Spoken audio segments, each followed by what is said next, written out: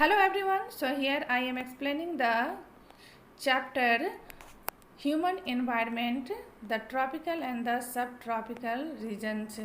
So the next topic is Life on the Amazon Basin. यहाँ हम लोग Amazon basin में जीवन के बारे में पढ़ रहे थे. The next topic is climate. जो हमारा आज का टॉपिक है वह है climate.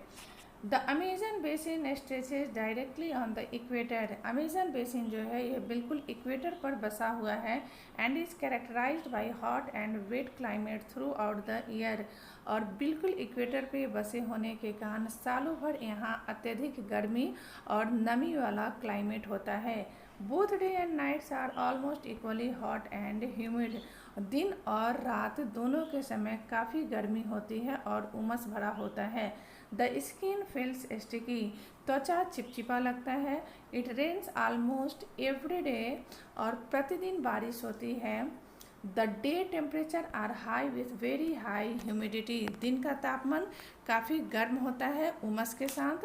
At night the temperature goes down but the humidity remains high.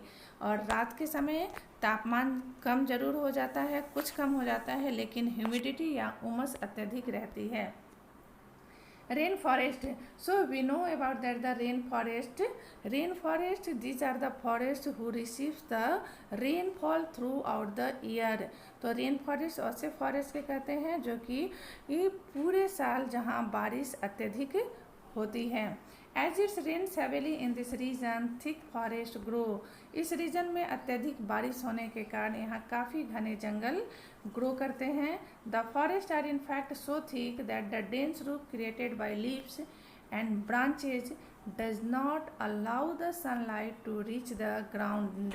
और ये जंगल इतने घने होते हैं कि यहाँ पेड़ों की शाखाएं और पत्तियाँ मिलकर आपस में एक दूसरे से ज्वाइंट हो जाती है और एक छत का निर्माण करती हैं.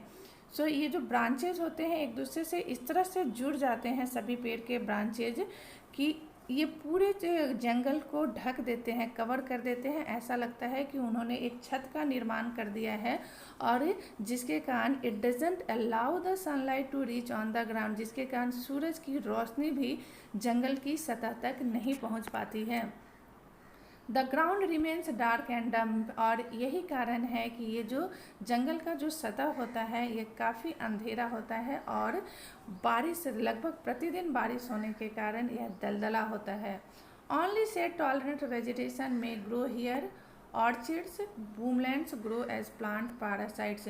तो यहाँ उगने वाले वेजिटेशन में ऑर्चिड्स है, बूमलैंड्स है जो कि प्लांट पैरासाइट के रूप में होते हैं. मतलब जो ऐसे पौधे जो दूसरे पेड़ का सहारा लेकर ग्रो करते हैं उन्हें पैरासिट्स प्लांट्स कहते हैं. The rain forest is rich in fauna. Rain forest में बहुत तरह के जानवर पाए जाते हैं. Birds such as toucans, hummingbirds. So कुछ चिड़ियाएँ जैसे कि टॉकन्स और हमिंग बर्ड्स यहाँ पाई जाती हैं. यहाँ हम देख सकते हैं ये टॉकन्स का पिक्चर है. ये सभी जो बर्ड्स होते हैं they are brilliantly coloured plumage. इनका जो पंखों का कलर होता है ये बहुत ही ब्राइट कलर का और बहुत ही सुंदर रंगों से बना होता है. Over size bills for eating. और इनके चोंच जो होते हैं वो काफ़ी बड़े होते हैं, ओवर साइज होते हैं. और ये जो पक्षी होते हैं ये उन पक्षियों से डिफरेंट होते हैं जो कि इंडिया में मिलते हैं. These birds also make loud sounds in the forest. और जंगल में इनकी आवाज़ बहुत तेज़ गूंजती है क्योंकि इनकी आवाज़ भी काफ़ी तेज़ होती है. Animals like monkeys, sloth and eating tapirs are found here.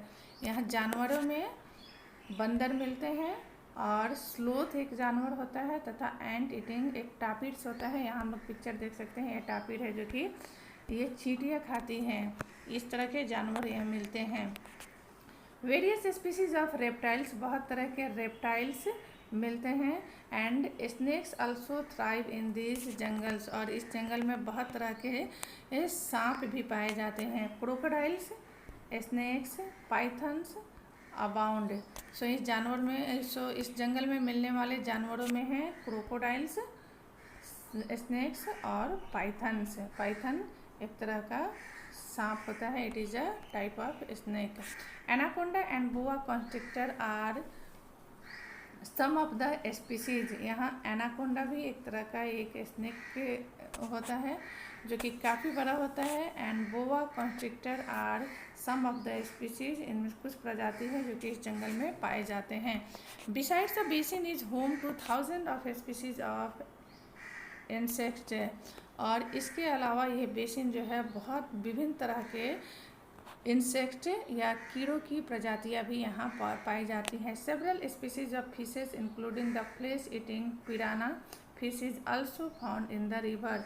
बहुत तरह की मछलियाँ यहाँ के नदी में अमेजन रिवर बेसिन में पाई जाती है। इसके साथ ही साथ पिराना एक मछली होती है जो कि फ्लेश खाती है, जानवरों का मांस खाती है या मांस खाने वाली एक मछली होती है, वो भी इस रिवर में पाई जाती है।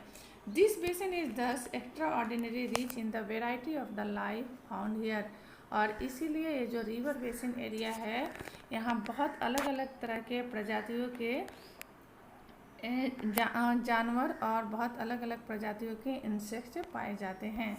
People of the rain forest, so यहाँ के लोग, रेन फॉरेस्ट में रहने वाले लोग, उनके एक्टिविटीज़ के बारे में पढ़ेंगे। People grow most of their food in small areas after clearing some trees in the forest. यहाँ के लोग फॉरेस्ट के कुछ भागों को साफ कर कर वहाँ पर खेती करते हैं। While men hunt and fish along the rivers, women take care of the crops. औरतें क्रॉप्स या खेती का देखभाल करती हैं, और जो पुरुष होते हैं वो हंटिंग करते हैं, शिकार करते हैं और मछली या पकड़ते हैं। दे mainly grow tapioca, pineapple and sweet potato. यहाँ के लोग जो हैं मुख्य रूप से टैपियोका, पाइनएप्पल और स्वीट पोटैटो की खेती करते हैं। यह मीठा आलू हो गया, पाइनएप्पल हो गया और टैपियोका। टैपियोका भी एक तरह का प्लांट होता है जिसके जड़ों से, इसके जड़ों का इस्तेमाल जो होता है यह फूड पार्ट के रूप में किया जाता है।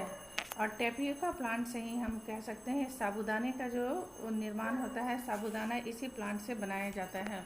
As hunting and fishing are here, hunting and fishing are uncertain, it is the women who keep their families alive by feeding them the vegetables they grow. So यहाँ मछली पालन और शिकार करना बहुत ही अनसर्टेन होता है, मतलब कि ये प्राय डेली नहीं हो पाता है। कभी जानवरों का मिलना या कभी मछलियाँ पकड़ना पॉसिबल हो पाता है, तो ऐसा संभव हो पाता है। इसीलिए बाकी दिनों में फैमिली के जीवन पालन पोषण के लिए या जीवित रहने के लिए औरतें जो है वो वेजिटेबल, सब्जियां ग्रो करती हैं, जिससे कि इन लोगों का जीवन चलता है।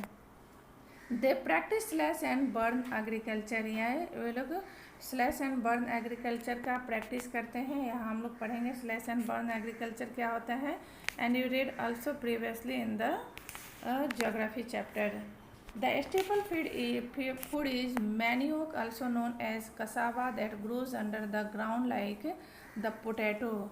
यहाँ का जो स्टेपल फूड है, प्रतिदिन खाया जाने वाला जो भोजन है वो मैनियोक है, जिसको कसावा भी कहते हैं, और यह देखने में पोटैटो की तरह होता है। They also eat queen ants and egg sacs, और ये लोग क्वीन एंट को, चींटिया को भी खाते हैं, और उनका जो एग सैक्स होता है, वो जो अंडे देती है, उसे भी वो लोग भोजन के रूप में इस्तेमाल करते हैं। Cash crops like coffee, maize and cocoa are also grown. तो यहाँ कुछ कैश क्रॉप से बिकी हुई खेती की जाती है, जिसमें कॉफ़ी है, मक्का है और कोकोआ की खेती की जाती है। The rain forest provides a lot of food for the houses, और रेन फॉरेस्ट घरों के लिए बहुत सारे लकड़ियों को उपलब्ध कराता है।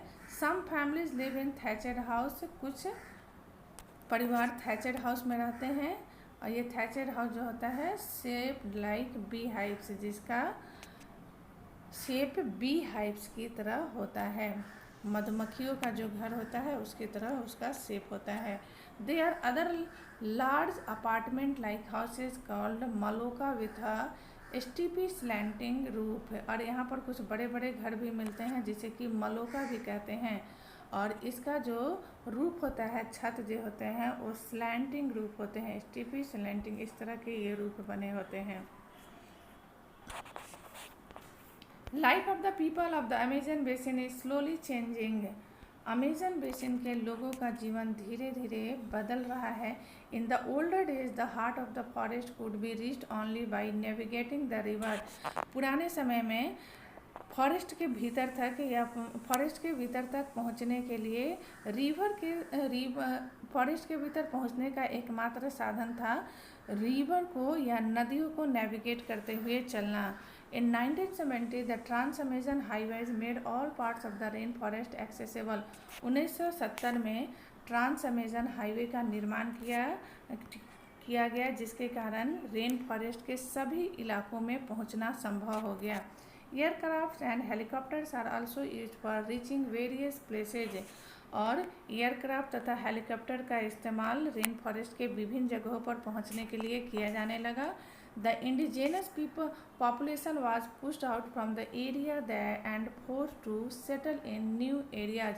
और यहाँ के जो लोकल पॉपुलेशन थे, लोकल जो आबादी थी, उन लोगों को इस बात के लिए बाध्य किया गया कि वो उस एरिया को छोड़कर किसी नए एरिया में सेटल हो जाएं। Where they continued to practice their distinctive way of farming. उन जगहों को छोड़ने के लिए उन्हें बाध्य किया जाने लगा जहाँ पर वो बहुत वर्षों से वो वहाँ अपने फार्मिंग का प्रैक्टिस कर रहे थे। The development activities are leading to the gradual destruction of the biological diverse forest. और विकास के इस कार्यों के कारण ये जो जंगल है, इस जंगल को बायोलॉजिकली इस जंगल को बहुत ही ज़्यादा नुकसान पहुँचा। It is estimated that a large area of the rainforest has been disappearing. और ऐसा आकलन किया जा रहा है कि अमेजन रेन फॉरेस्ट का एक बहुत बड़ा जो एरिया है वो धीरे धीरे विलुप्त होता जा रहा है। Annually in the this destruction of forest has a much wider implication. और ये जो जंगल का नाश होने का, फॉरेस्ट का जो डिस्ट्रक्शन हो रहा है, यह बहुत ही बड़े पैमाने पर हो रहा है। The top soil is washed away as the rains fall and lush forest turns into a barren landscape. So यह जंगल से पेड़ों को काटने के कारण जो है, यहाँ ज़मीन के जो ऊपर की मिट्टियाँ है वो धीरे धीरे रेन वाश के कारण, बारिश के कारण बहती जा रही हैं या इसका कटाव होता जा रहा है। और जो कभी बहुत ही फर्टाइल लैंड हुआ करता था, अब ये बैरन लैंडस्केप हो रहा है, बिल्कुल ही खाली और अनउपजाऊ ज़मीन के रूप में तब्दील होते जा रहा है। यहाँ हम देख सकते हैं कि पहले ये जंगल जो था, पहले इस तरह का जंगल हुआ करता था और ये कैसे धीरे धीरे ये जो है इसका डिस्ट्रक्शन हो रहा है। पहले ये काफ़ी घने जंगल के रूप में होता था, धीरे धीरे ये टर्न हो रहा है इस तरह से और gradually turns into the barren landscape. और धीरे धीरे ये इस तरह से खाली ज़मीन के रूप में ये तब्दील होते जा रहा है। Now the slash and burn. Slash and burn is a way of cultivating land where farmers clear a piece of land by slashing or cutting down trees and bushes. Slash और बर्न कल्टीवेशन जो होता है, ये actually जंगल के एक छोटे से part में किया जाता है। एक छोटे से पार्ट को ये लोग खेती के लिए सेलेक्ट करते हैं, वहाँ का जितने भी वेजिटेशन होते हैं उसे जला दिए जाते हैं और बड़े बड़े जो पेड़ होते हैं उसे थोड़ा काट दिया जाता है जिससे कि सनलाइट ग्राउंड पर आ सके। These are then burned which release the nutrients into the soil. और जो वेजिटेशन बर्न कर दिए जाते हैं उसका इस्तेमाल ज़मीन को उपजाऊ बनाने के लिए किया जाता है। Now crops are grown in this clear field for a few years. और ये जो एरिया क्लीन किए जाते हैं खेती के लिए, इसी ज़मीन पर कुछ साल तक खेती की जाती है और क्रॉप्स को उगाए जाते हैं।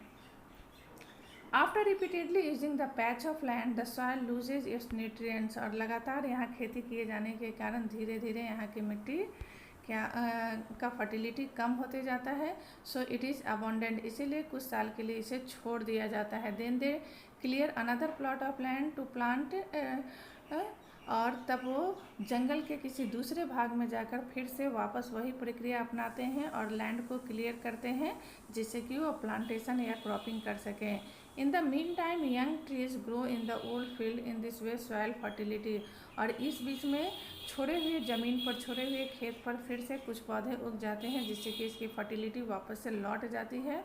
People can then return to it and start cultivating it again, और जब इसकी फर्टिलिटी वापस आ जाती है तो लोग वापस से इस स्थान पर आकर पुनः खेती करते हैं। इसे स्लैश एंड बर्न कल्टीवेशन कहते हैं, काटना और जलाना। So in the next topic I will explain about that the life in the Ganga Brahmaputra basin. Thanks for watching my videos.